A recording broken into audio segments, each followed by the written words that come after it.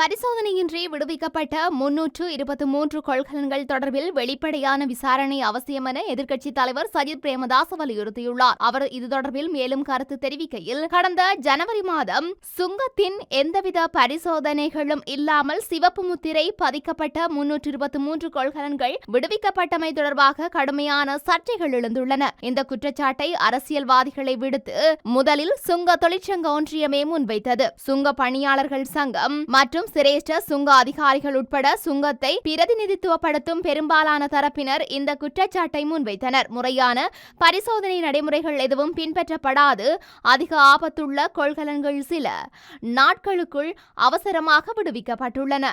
இந்த கொள்கலன்களை விடுவிப்பதால் நாட்டிற்கு சேர வேண்டிய வருவாய் இழப்பு, தடை செய்யப்பட்ட பொருட்கள் விடுவித்தமை என பிரச்சினையொன்று தானாகவே ஏற்படுத்தப்பட்டுள்ளது என்று எதிர்க்கட்சித் தலைவர் தெரிவித்துள்ளார். இந்த விசாரணையின் வெளிப்படைத்தன்மையில் சிக்கல்கள் காணப்படுகின்றன. இந்த பிரச்சனைக்கு அரசாங்கம் பொறுப்பு கூற வேண்டும். ஜனாதிபதியும் அரசாங்கமும் பொறுப்பற்றவர்களாக நடந்து வர முடியாது. ஜனாதிபதியும் அரசாங்கமும் பொறுப்பற்றவர்களாகவும் பொறுப்பு கூறல் இல்லாதவர்களாகவும் இருந்து வர முடியாது. சுமார் 60 கொள்கலன்கள் பரிசோதனையின்றி விடுவிக்கப்படுகின்றன என தெரிவிக்கப்படுகின்றன. இந்த கொள்கலன்களை பரிசோதனையின்றி விடுவித்தமை பல கடுமையான பிரச்சனைகளை கிளப்பிவிட்டுள்ளன. இது திருட்டை உருவாக்குகின்றது. ஊழல் செய்பவர்களுக்கு வழி சமைக்கப்பட்டுள்ளது. ஊழலை ஊக்குவிக்கும் நடவடிக்கைக்கே இங்கும் வழி திறந்து கொடுக்கப்பட்டுள்ளது என்றும் எதிர்க்கட்சித் தலைவர் சுட்டிக்காட்டியிருந்தார். இதில் ஆயுதங்கள் இருந்ததாகவும் பேசப்பட்டது. இவ்வாறான சூழ்நிலையில் இதனால் தேசிய பாதுகாப்புக்கு பெரும் ஆபத்து காணப்படுவது தெளிவாக தெரிகின்றது. எனவே இதுகுறித்து வெளிப்படையான மற்றும் பாரபட்சமற்ற விசாரணை நடத்துமாறு நாங்கள் கேட்டுக்கொள்கின்றோம் என்று